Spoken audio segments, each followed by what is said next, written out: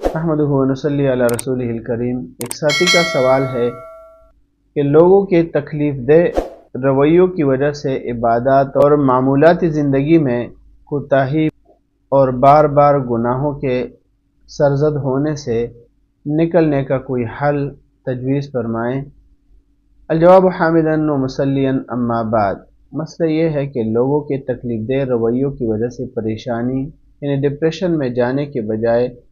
اپنی عبادات اور معمولاتی زندگی کو برقرار رکھنا ہی ایک مسلمان ہی کی شان ہے، بلکہ اس طرح کی پریشانیوں سے نکلنے کا بہترین حل عبادت اور تعلق مع اللہ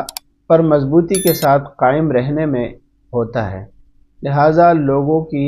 پریشان کن رویوں کی طرف توجہ دینے کے بجائے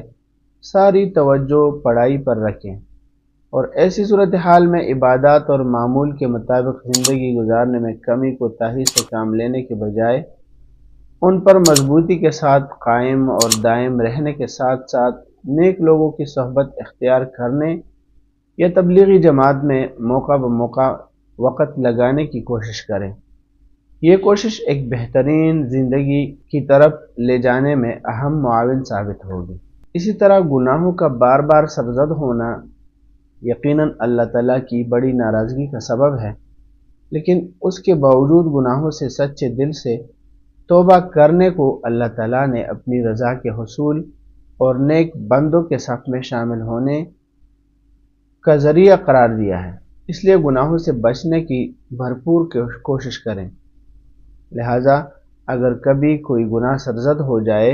تو ایسے موقع پر اللہ تعالیٰ کے حضور صدق دل سے توبہ کرنے کو اپنا معمول بنائیں۔ انشاءاللہ اس کی برکت سے ایک دن گناہوں سے چھٹکارا نصیب ہو جائے گا، جیسے کہ قرآن میں اللہ تعالیٰ نے ذکر کیا ہے سورہ آل عمران میں آیت نمبر 135 ہے، والذین اذا فعلوا فاحشۃ او ظلموا انفسهم ذکروا اللہ فاستغفروا لذنوبهم ومن یغفر الذنوب الا اللہ ولم یصروا علی ما فعلوا وهم یعلمون۔ اسی طرح قرآن کی دوسری جگہ پر آیات ہیں، وَمَن يَتَّقِ اللَّهَ يَجْعَل لَّهُ مَخْرَجًا،